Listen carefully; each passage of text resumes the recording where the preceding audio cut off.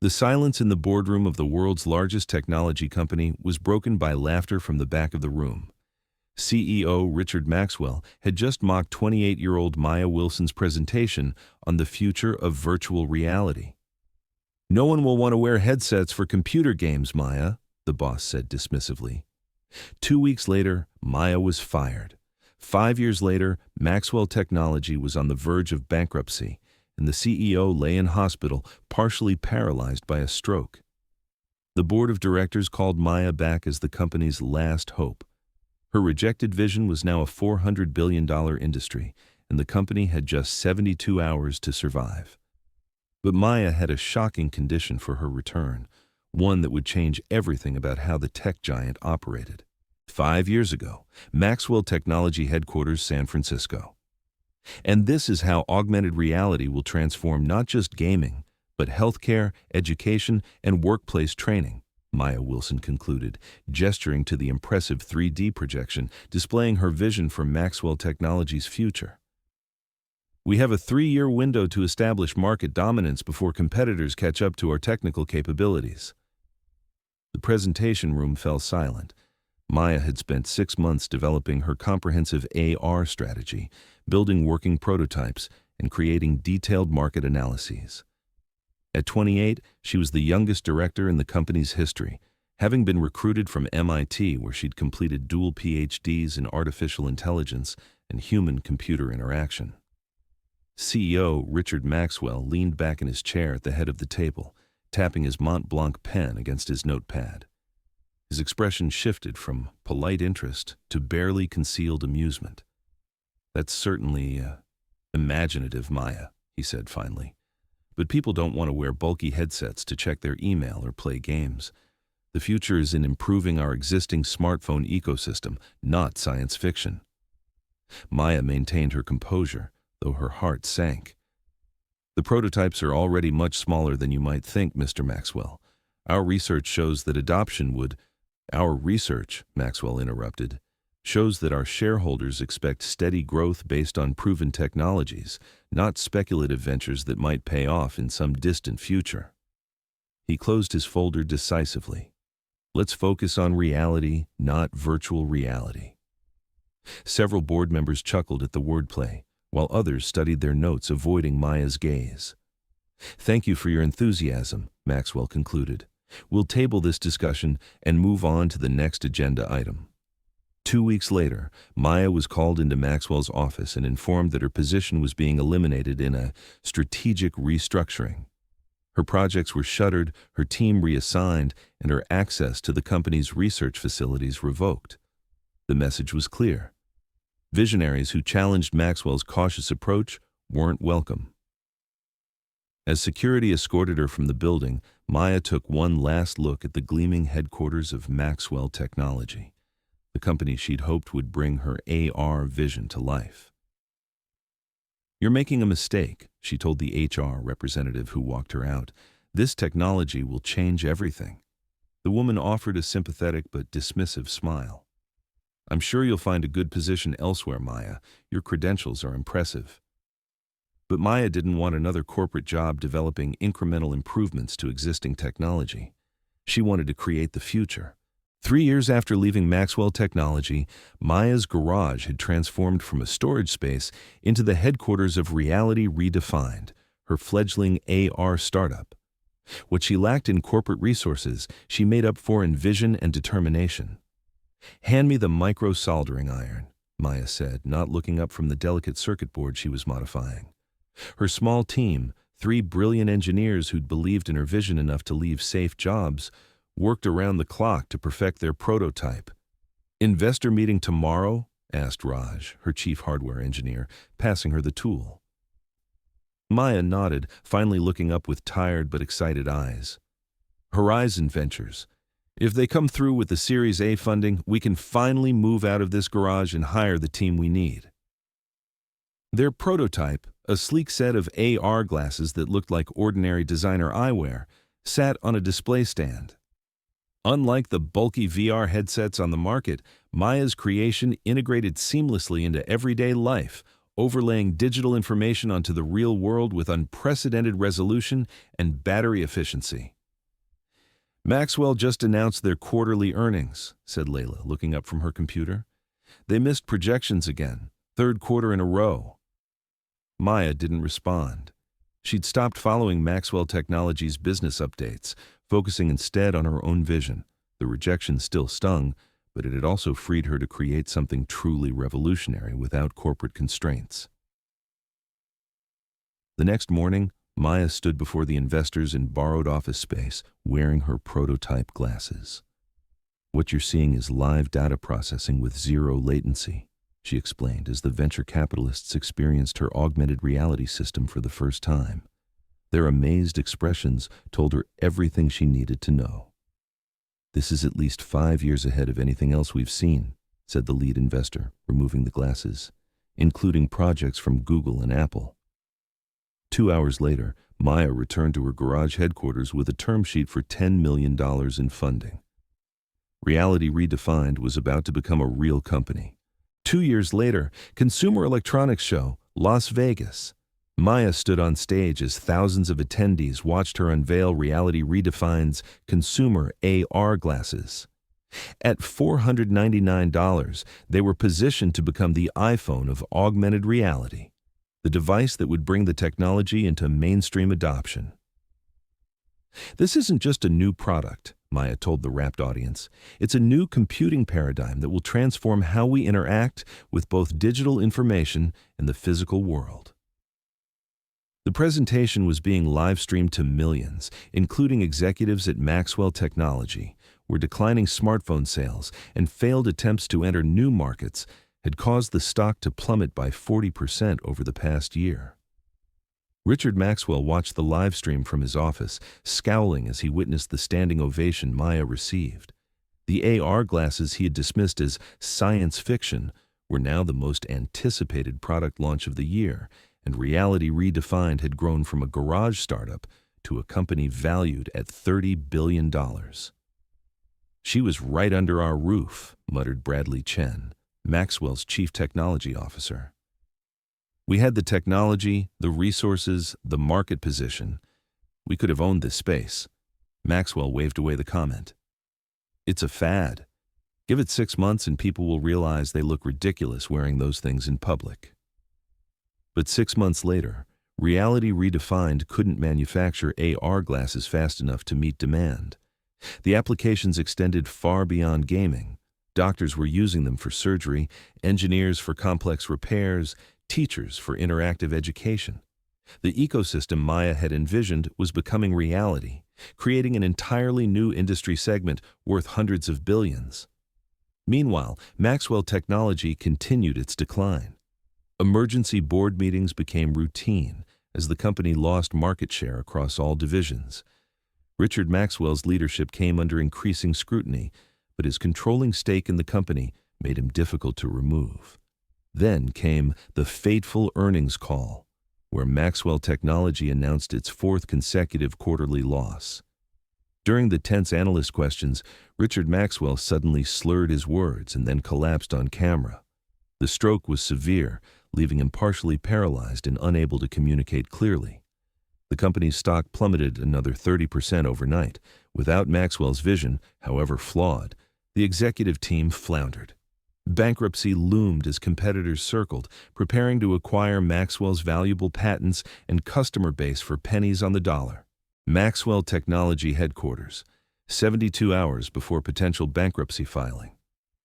Our options are limited, and time is running out, said Bradley Chen, the acting CEO.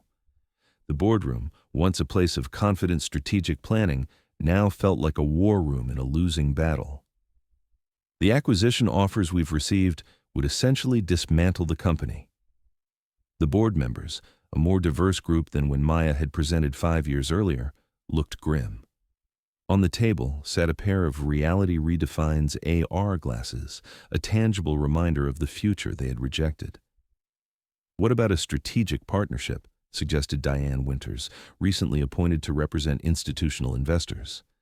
There must be someone who sees value in our patent portfolio and global distribution network. We've approached everyone, Chen replied. Apple, Google, Microsoft, Samsung. They're all passing, waiting for the bankruptcy so they can cherry-pick our assets. A long silence fell over the room. On a screen at the end of the table, a video feed showed Richard Maxwell in his hospital room, unable to participate in saving the company he had built. "There is one person we haven't approached," said James Wong, the longest-serving board member, "someone who understood the future before any of us did." Every head turned toward him. "Maya Wilson," Wong continued.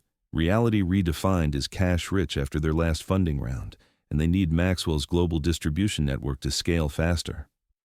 "She'd never help us," scoffed Diane. "Maxwell fired her and dismissed her vision. Now she's on the cover of Forbes while we're discussing bankruptcy options." "We don't know until we ask," Wong insisted, "and we have nothing to lose." The vote was unanimous. Bradley Chen would approach Maya Wilson with a partnership proposal, a last-ditch effort to save Maxwell Technology from collapse. The meeting with Maya was set for the following morning at Reality Redefined's headquarters, a stark contrast to their last encounter when security had escorted her from Maxwell's building. Reality Redefined headquarters, Palo Alto. Bradley Chen felt distinctly out of place as he followed Maya through the bustling headquarters of Reality Redefined. The 5-story building hummed with creative energy, engineers collaborating in open workspaces, designers testing prototypes, walls covered with user experience journey maps and technical diagrams. "We've grown to over 800 employees now," Maya explained as they walked. "This is our innovation lab where we develop applications beyond consumer use: healthcare, industrial, education." Chen watched a demonstration where a surgeon practiced a complex procedure using AR guidance, the holographic overlay showing critical anatomy invisible to the naked eye. "This is remarkable," he admitted. "Far beyond what I imagined possible when you presented to us 5 years ago." Maya's expression remained neutral. Technology moves quickly when you don't constrain innovation with short-term profit expectations. They reached Maya's office, notably modest compared to the executive suites at Maxwell Technology. Through the glass walls, Chen could see teams collaborating throughout the open floor plan. "I appreciate you taking this meeting," Chen said as they sat down. "I know our companies have history." "We do," Maya acknowledged. "Now, what exactly does Maxwell Technology want from me?" Chen outlined the dire situation, the company's imminent bankruptcy, the vulture investors circling, the thousands of jobs at risk. He proposed a strategic partnership where Reality Redefined would gain access to Maxwell's global distribution network and patent portfolio in exchange for an investment that would keep Maxwell solvent. "Our board believes there could be significant synergies," he concluded hopefully. Maya listened without interrupting, her expression unreadable. When Chen finished, she stood and walked to the window overlooking the campus. "5 years ago, Richard Maxwell laughed at my vision and then fired me," she said quietly. "Not because the technology wasn't viable, but because it threatened his understanding of the world. Now you're asking me to save the company that rejected me." Chen shifted uncomfortably. "Business circumstances change. The board recognizes the error in judgment." Maya turned back to him. "I'm not interested in a partnership, Mr. Chen." Chen's hope deflated visibly. "I understand. It was worth trying." "I'm interested in an acquisition," Maya interrupted. "Reality Redefined will purchase Maxwell Technology, but with conditions." Chen's eyebrows shot up. "What conditions?" "First, I want 100% creative control over the integrated company's product roadmap. Second, Maxwell's board will be restructured with at least 50% representation from women and minorities in tech. Third ... She paused. "I want to establish an AR rehabilitation lab at the hospital where Richard Maxwell is recovering, implementing the medical applications we've developed for stroke patients." Chen stared at her, processing the unexpected proposal. "You want to help Maxwell?" After what he did, Maya's expression softened slightly. "This isn't about revenge, Mr. Chen. It never was. It's about creating technology that matters, that changes lives for the better." She gestured toward the innovation lab. Our medical AR systems have shown remarkable results in rehabilitation. Everyone deserves access to that, including Richard Maxwell. Chen found himself reevaluating everything he thought he knew about Maya Wilson. This wasn't a vindictive former employee looking to gloat, but a visionary who truly believed in technology's power to improve lives. "I'll need to present this to the board," he said finally. Maya nodded. "You have 48 hours before we withdraw the offer. The technology world doesn't wait, Mr. Chen. That's something Maxwell Technology never understood." Maxwell Technology boardroom, 24 hours later.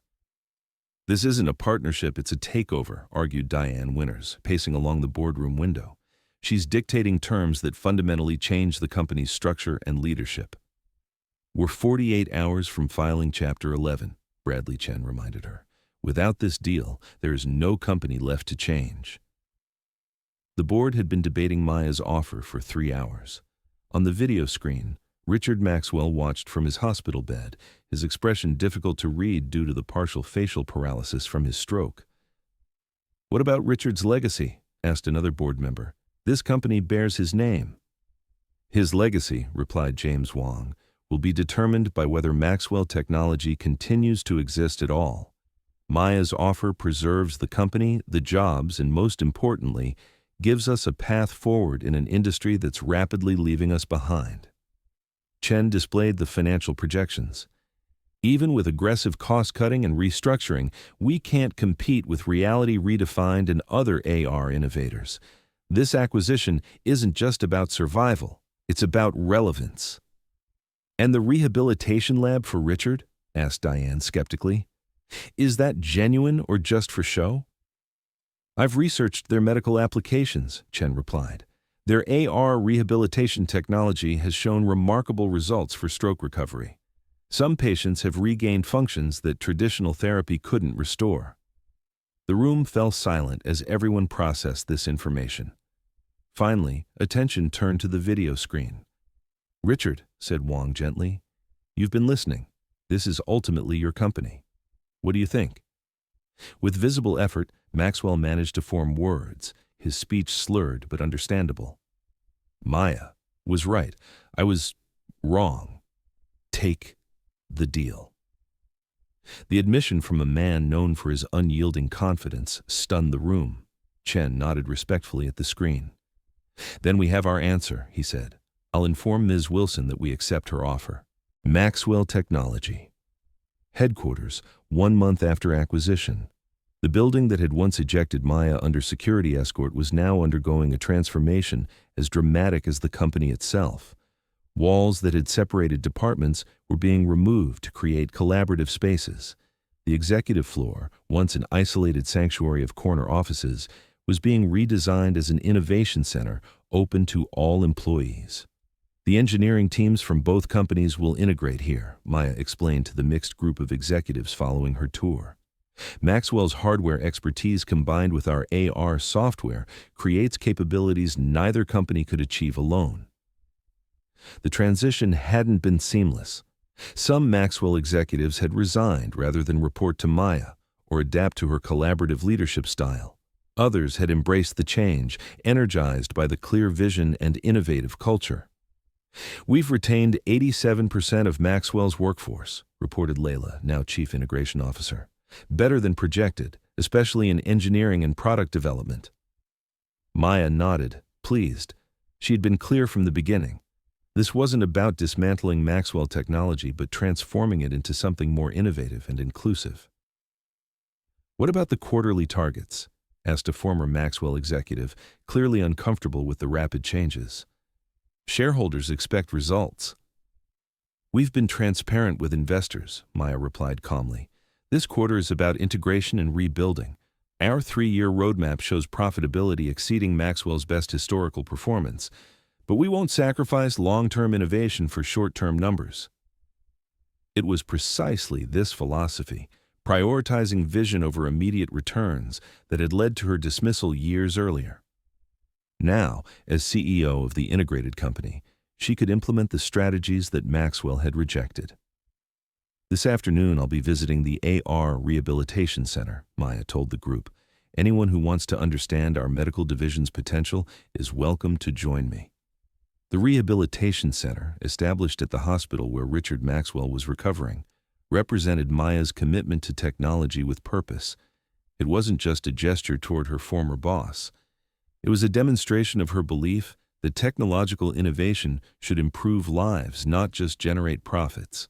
AR Rehabilitation Center, 3 months after acquisition. The rehabilitation gymnasium looked more like a futuristic training facility than a hospital ward. Patients at various stages of recovery worked with therapists, all enhanced by augmented reality systems that provided real-time guidance and feedback. Maya watched from the observation area as Richard Maxwell, seated in a wheelchair, worked to regain control of his right arm. The AR glasses he wore showed him precisely how to perform each movement, visualizing neural pathways being rebuilt and providing immediate feedback on his progress. "His improvement is remarkable," said Dr. Chen, the neurologist overseeing the center. "The AR guidance system allows patients to understand their recovery in ways traditional therapy can't communicate. We're seeing consistently better outcomes across all metrics."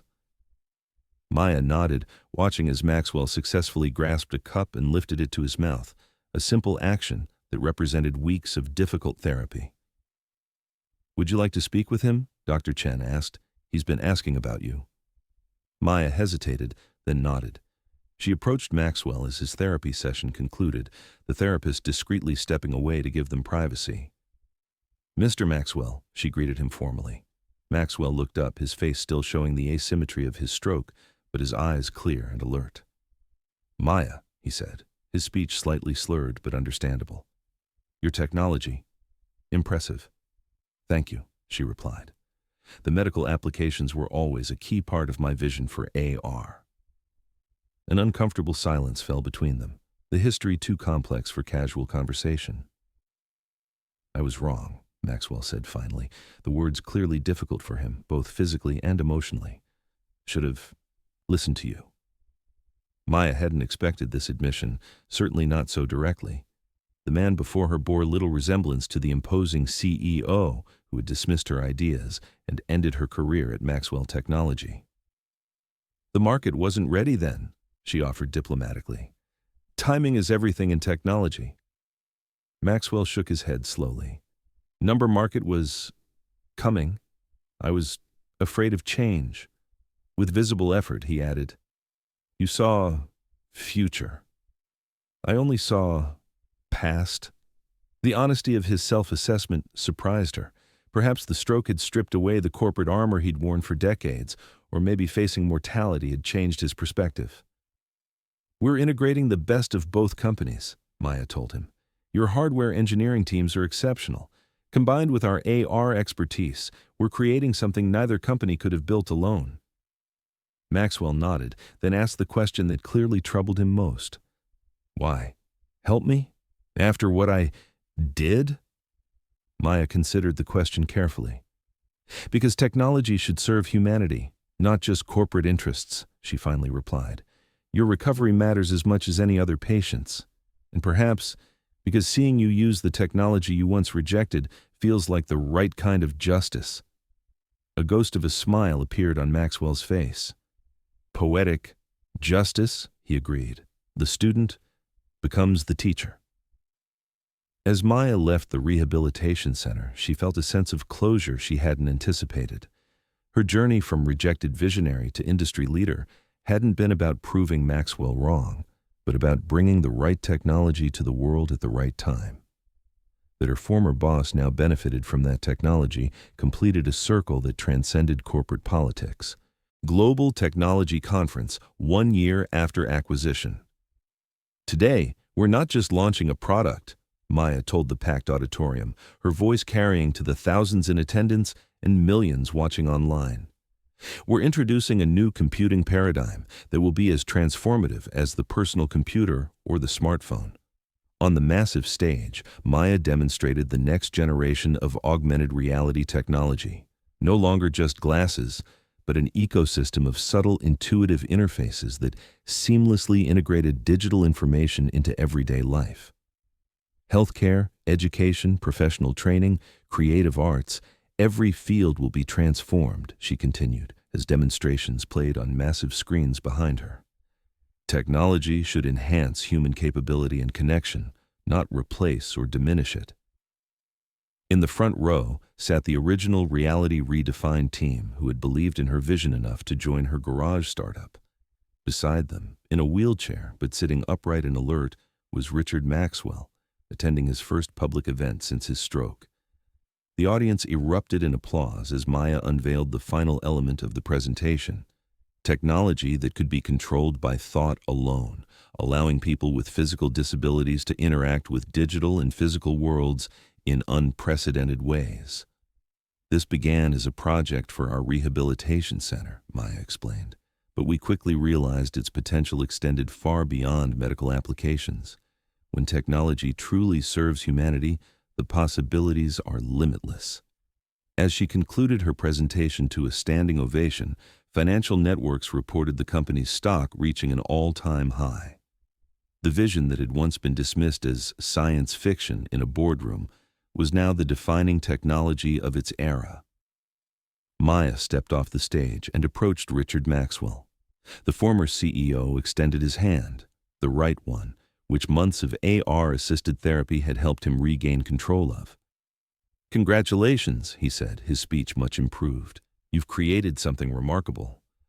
"We all did," Maya replied, including both her original team and the Maxwell engineers who had embraced her vision. The right idea just needed the right time and the right support.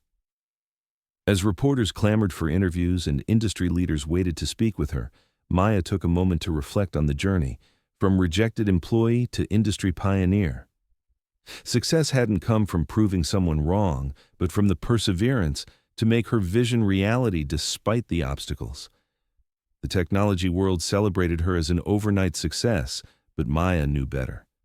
Innovation wasn't about sudden breakthroughs, but the courage to pursue a vision others couldn't yet see, and the resilience to keep building when doors closed in your face. That was the real story behind the technology that was changing the world. Not just silicon and code, but human determination to create a future others couldn't yet imagine. If this story of visionary persistence resonated with you, hit that subscribe button to join our Epic Life Stories community. Have you ever had your ideas dismissed only to be proven right later? Share your experiences in the comments below. We read every single one and would love to hear your story. Would you have helped someone who once rejected your ideas? Let us know your thoughts, and don't forget to turn on notifications by clicking the bell icon so you never miss our weekly uploads of powerful stories that explore innovation, vindication, and the triumph of vision over short-sighted thinking.